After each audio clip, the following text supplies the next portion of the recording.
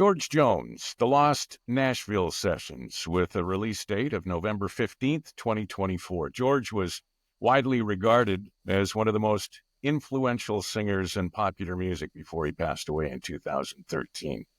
His wife of 30-plus years wrote a book called Playin' Possum, My Memories of George Jones. There it is, right there. Nancy Jones has agreed to be my guest. Reluctantly.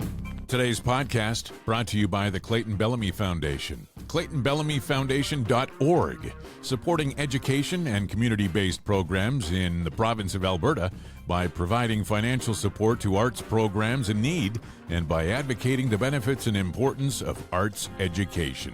ClaytonBellamyFoundation.org. Reluctantly. Nancy, I can't tell you what a pleasure it is to be speaking with you today. I find myself feeling very fortunate to have you on my podcast. It's a real delight to meet you. Thank you. Let's start with the album. What can you tell me about the album, The Lost Nashville Sessions, that is being released here? From what I understand, it's a collection of lost tapes that were originally produced and put together back in the 70s. Is that correct? That is correct, yes. Also, a lot of people are going to say, well, I've heard those songs before, but they haven't heard the songs the way they are now, the way he's singing them, because it was in a studio for radio to play his music, so that he would go in and sing the song, and there was no stopping. I mean, like you're in the studio, you got to stop and wait a while and then let them fix that and fix that part. He just sung the songs the way he wanted to sing them. So I think that's what the fans are going to love, is that he didn't stop to fix anything. It was just George's way of singing, feeling comfortable in that studio, doing these for radio stations. Were they all done acoustically with just George playing guitar, or accompanied by someone, or was it a full band in a studio? How was it put together? I don't think it was a full band in the studio. No, because it was a radio show. So I don't really know. I'm glad you asked that, because I need to know that. But I don't think it was like a full session pickers there. No. That's what I think is so wonderful about it, because you're going to get to hear George really singing the way that George really wanted to sing and feel the music. And that's what he did in this 16 songs that's on here. And of course, we lost George in 2013. There's still a passion, still a desire, still a hunger for George Jones music. I think it always will be, because, it's country music. And especially in Canada, y'all love country music. That's why we used to get so excited to go there, because it was just so much fun to see these people that really love George, love the music, the songs, everything.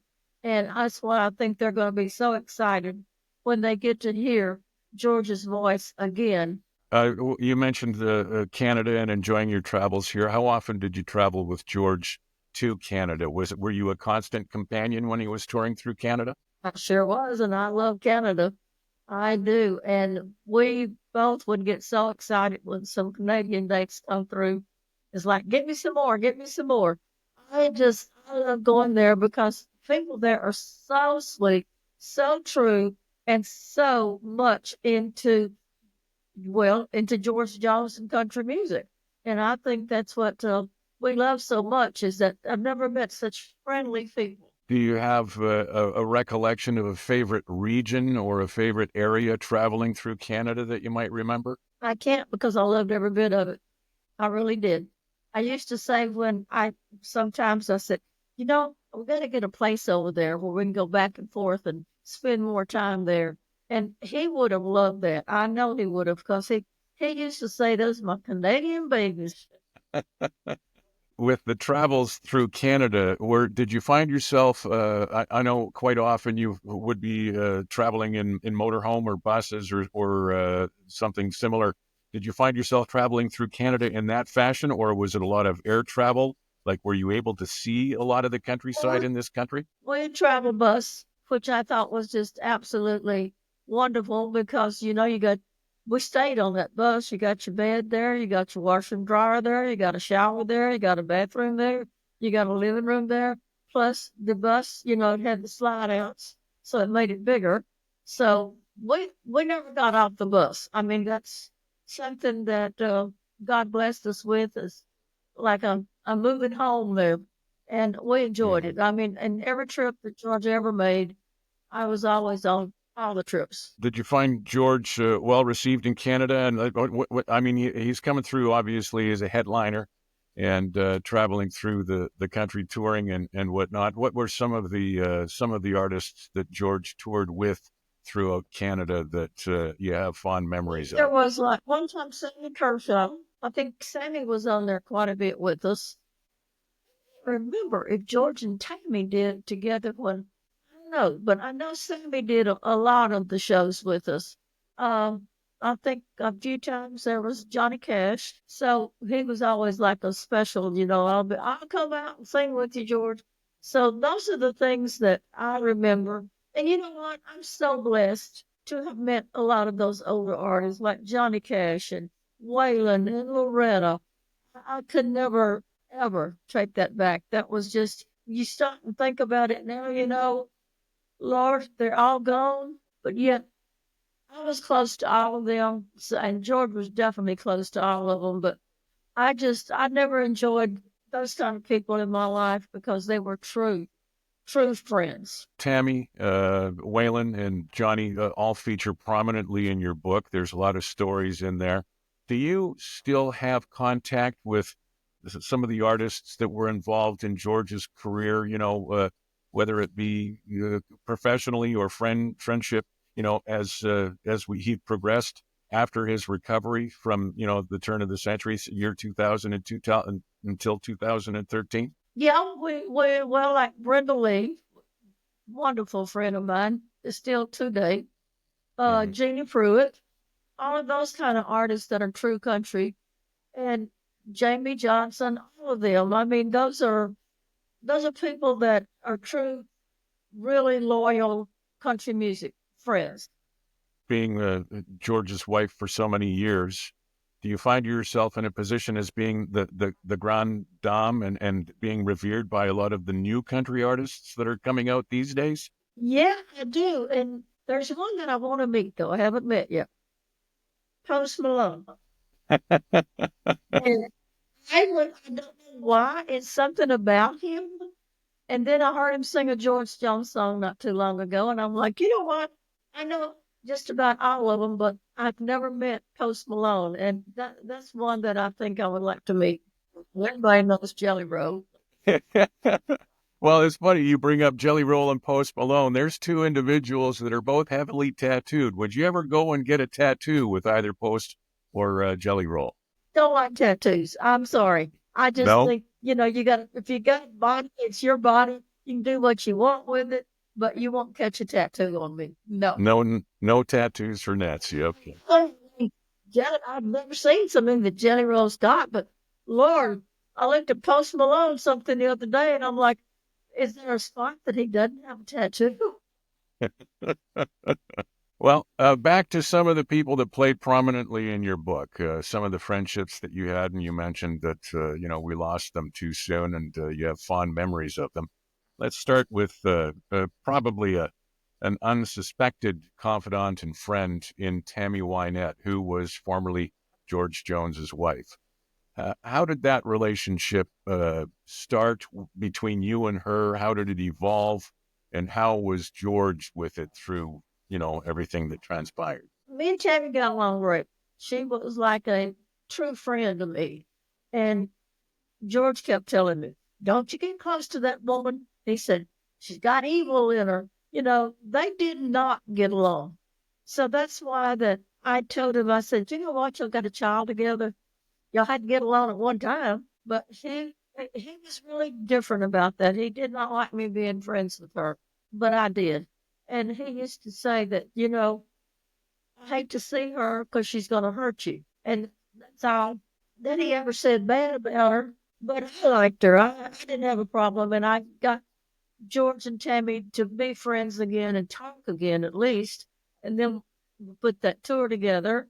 I called it a tour from hell, but it worked pretty good after we finished. They were friends, but not close anymore. Never, ever. And that's what kills me when people will say, well, he was in love with Tammy Wynette and he still loves Tammy. He's in heaven with Tammy. Hello. He was with me for 32 years. What is your problem? You know, and they still call me the new wife. Well, I'm not new. I was there for 32 years when he died because we was married 30, together 2 more. So that was 32 years. And George and Tammy was a very short-lived marriage there. And from what I can hear from George, it wasn't nothing but fighting all the time. Do you think that may have had something to do with what George had to deal with his addictions and his problems after and throughout a lot of the time that he spent with you? Well, you know, when you get two of them on drugs, I guess it doesn't work very good because Tammy was on drugs as much as George was. She was on a different kind, but she stayed pretty high. And with George, well, yeah, he didn't, his was out open. Tammy's was always hid. But it's just something that, how can you get along when you're both sitting there doing drugs? And how can you even think good? And I suppose with the two of them being major superstars in country music, perhaps there was some colliding egos at times. Was that ever discussed or did it ever come up? Did it ever end up being the reason that George didn't want you to become friends with Tammy Wynette? I don't think that had anything to do with it. I think he was just, I love people. I don't care who you are. I love you. But he couldn't, just did not, like he said, I don't want you to go get hurt because you think the best of her. And I just, right now, I think you just need to say hello and goodbye and that kind of stuff. But, you know, I couldn't do that. Me and her, we really got close. And it did affect George because he did not like the closeness that I was having with Tammy. I don't know if it's because she's going to tell me something or I'm going to tell her something, you know, but when we were together, me and Tammy we never talked about George. That's I like probably for that. the, well, I suppose you did. It's probably for the best, but that's probably the thing that George was most afraid of is maybe, Yeah. conspiring or sharing of secrets or something like that. This podcast brought to you by The Terry Evans Show with Pete Potipko from 5 till 9 Monday through Friday on Edmonton's Classic Rock, K97. If you are in the Edmonton market, listen at 97.3 on your FM dial. Otherwise, listen live at k97.ca. Reluctantly. Waylon Jennings was a huge part of your life and George's life for many, many years. It was an unlikely sort of duo because there were times, as you documented in your book, that Waylon was trying to help George with his demons, all the while dealing with his own. And it's well documented that Waylon Jennings had some challenges. Two funny characters there. And when I would try to tell Waylon and George, y'all got to stop drinking. You got to quit doing drugs. You know, you've got to answer to God. You got to stop it. So one day, Waylon, he was pretty high, and he took the top of my head and he turned it around and he told George, you got to put a muzzle on that woman. I'm like, you little bugger. But I just loved Waylon. Waylon was just, anytime he was around me, he was always hugging me, so sweet. And he was like, George don't deserve you. You too nice. So shut up, Waylon.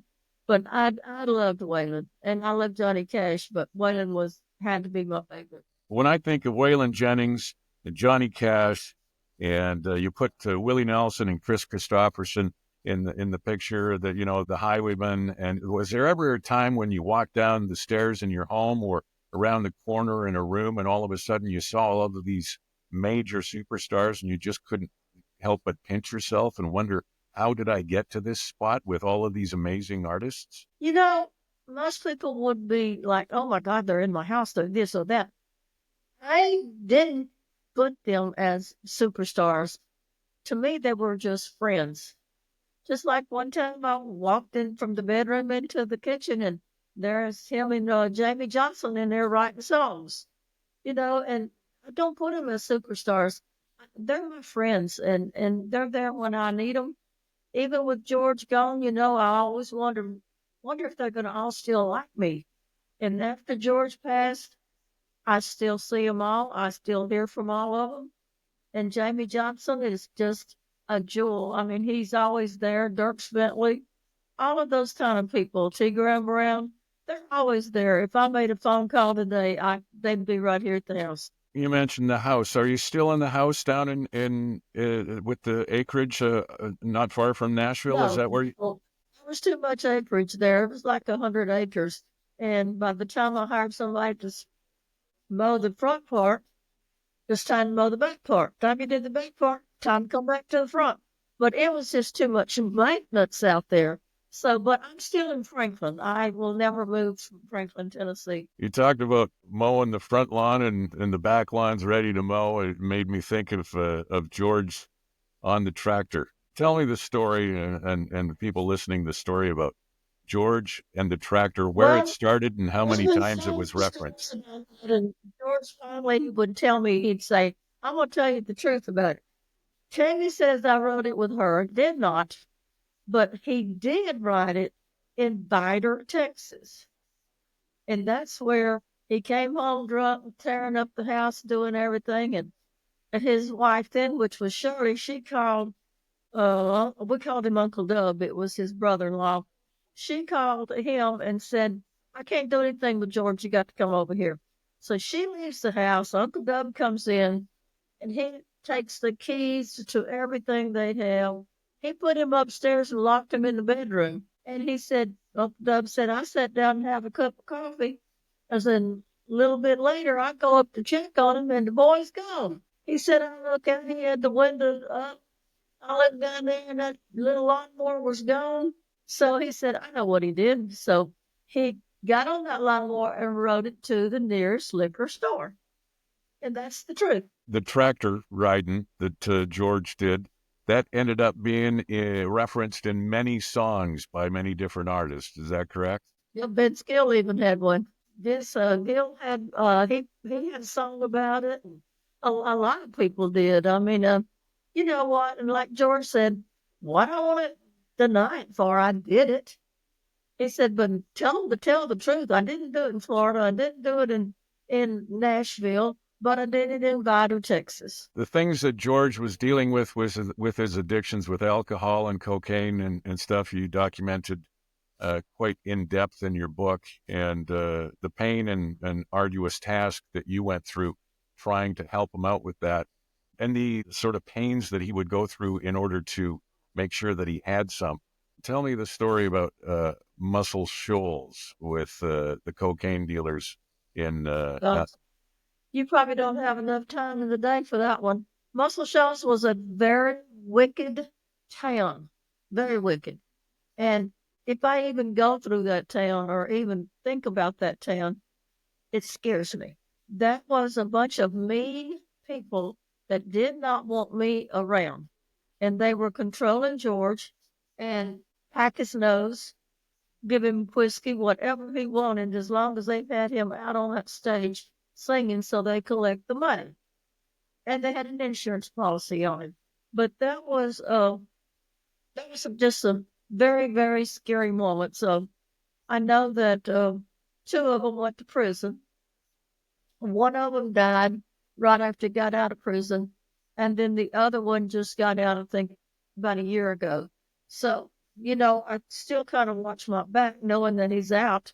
But that's something that I wouldn't wish on nobody to go through what I went through with those people. A lot of people know of Muscle Shoals because of the reference in the Leonard Skinner song, Shoals, they got the Swampers. They've been known for a song or two. But the underbelly of Muscle Shoals, I wasn't really aware of until I read your book and heard the stories of thinking that they were chasing after you. And as long as they kept George Jones alive, that was money in their pocket. And you were trying to keep George Jones alive by him not doing the cocaine and the alcohol. And that meant that maybe they thought you had to go. So that it does sound terrifying and frightening.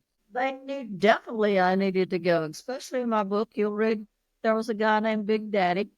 He's the only one that really helped me out after he found out everything was so crooked. And he's the one that said, you better get out of town. They're going to kill you. So at that time, you know, I'm young and I'm crazy and I'm like, I don't care. I can fight them. I can fight all of them. Well, I couldn't fight them. But after George finally realized that they were harming him, going to harm me and my daughter, so that was whenever we sneaked out at night and went down to Louisiana. And then Big Daddy ended up being killed. Yes, blood his head off. That was so funny when we was in Louisiana. Nobody knew where we were.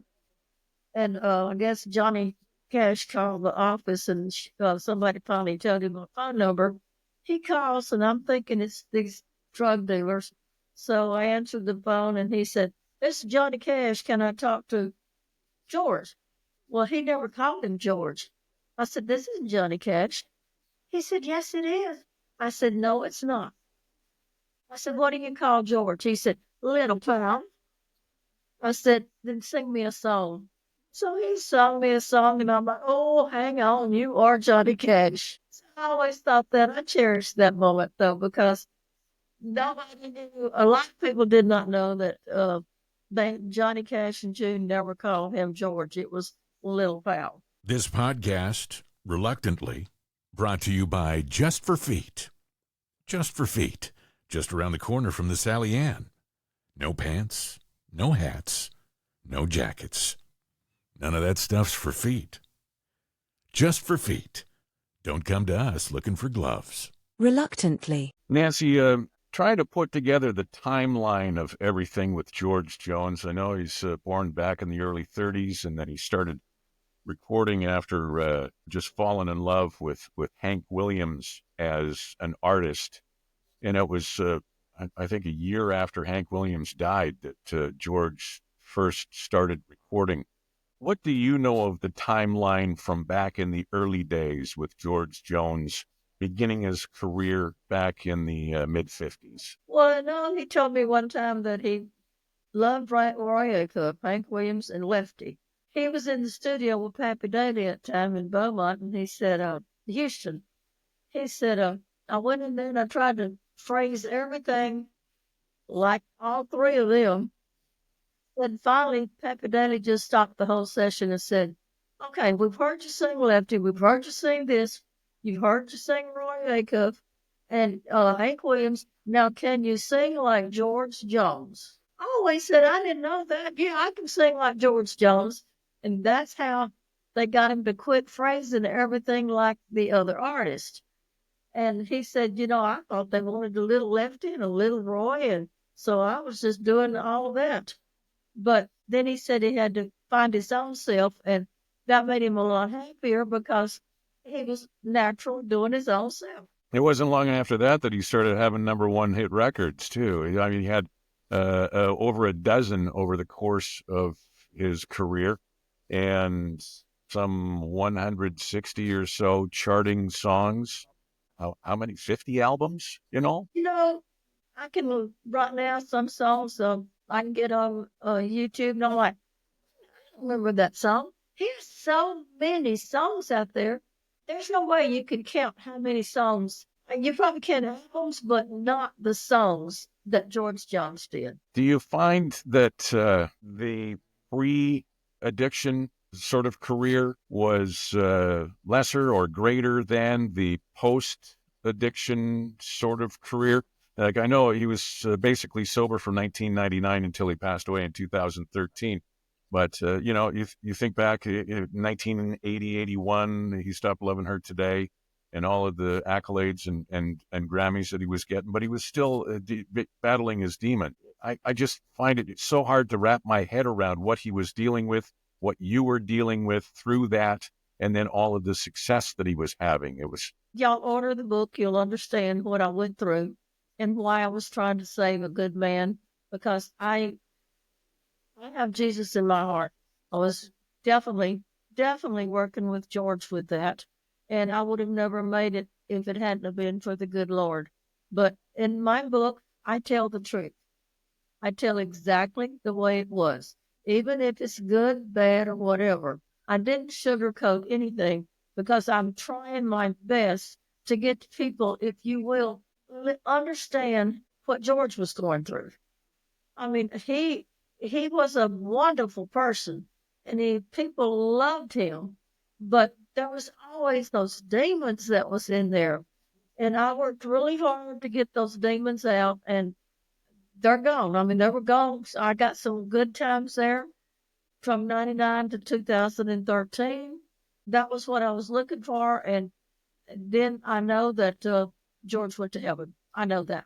When George stopped drinking and doing drugs in 1999, and you started enjoying the last 14 years of his life, how much of a difference was there in your daily routine where perhaps prior to that you were dreading some parts of the day, but after 1999, with the new George, with the no drugs and alcohol, there were new discoveries about each other or about things around the world or at home? It was a lot to discover George, knowing that he was so kind, so sweet, and so just like a person, a normal husband. That's what I was looking for. That's what I've got.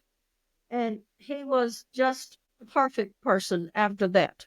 Before that, oh my God, you would wonder what's going to happen today. Where did he hide the vodka? Da da da. You know, those are all the things that's in my book, and I think that I know you read the book because I can tell. It's in this book, and then it goes right on into Jesus Christ, because without God, I would not be here today, and neither would have George lived a normal life. So God did give him enough time to have a normal life instead of drugs and drinking and all that. So I think he kind of liked that normal life. Before you met George, you say in your book that you're a little bit of a rock and roller. You liked CCR and stuff like that. Honey, I could clean the house up in 10 minutes if you put them on and put it on loud. Was it right around that time that you met George in New York City when your girlfriend asked you to go for the concert? Correct. And did not even know anything about George Jones. I didn't know anything about Tammy Wynette. I didn't know anything about country music. But when I heard this man sing and phrase his words the way he was doing it on that stage, I'm like, "Yeah, I've never heard nobody sing like that before. He's really good." So I was hooked. I was hooked on his singing. But you weren't necessarily hooked on him just yet. And Thank you. but there was something that happened not long after you met in New York City at his concert, just a couple of days later, that kind of changed your mind a little bit. Isn't that right? Well, yeah, when I flew home from New York on a commercial, he charters a plane. And when I get changing planes and all of this, and I was so tired by the time I get to my house, there's a car there. Like, who in the world's in my driveway? It was George. He said, I just can't let you go. He said, I'm going to come spend a week with you. And he did. And he was funny. And the kids loved him. All the whole neighborhood did. He had them all wrapped around his finger. So it was a wonderful time that we had then I didn't even know what no show meant. How did he get the name Possum? He got Possum from Ralph Emery and T. Tommy Contrarian, T. Tommy was a disc jockey. And they always said when he turns his nose this way and look at him, he looks like a possum. He hated it at first, and then he liked it. So everything that we sold, everything we did was the possum. If I could, Nancy, just real quick, tell me the story about your wedding dinner. Ah, Burger King. I was that serious. You know, all these women wearing these fancy clothes and having a big fancy wedding, big dinner.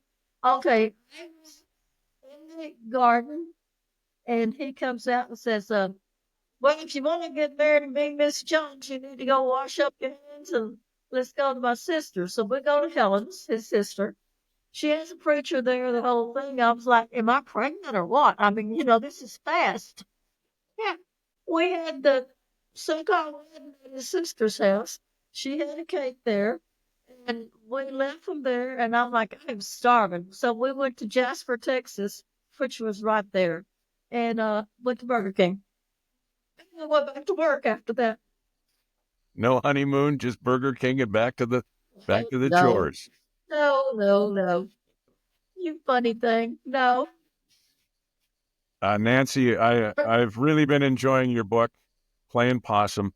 I'm so excited about hearing the Lost Nashville Sessions from George Jones, and I do appreciate you taking the time to speak with me today, and continued good health and love to your family. Thank you, and all of my Canadian friends. I love each and every one of you, and if I could, I would be living in Canada. Bye, Terry. Nancy Jones's book is called Playin' Possum, My Memories of George Jones. My conversation with Nancy Jones was cut short due to another obligation on Nancy's part. My intent was to discuss her strength through many years of abuse that she suffered at the hands of George Jones before he beat his drug and alcohol addictions. She said in her book that she always knew that there was a good man inside George. It was not my intention to ignore these facts that she documented in her book. Her stories of survival are disturbing. Please, in Alberta, call 1-855-4HELP-AB if you or someone you know is being neglected or abused. Call 911 if you or someone you know is in immediate danger.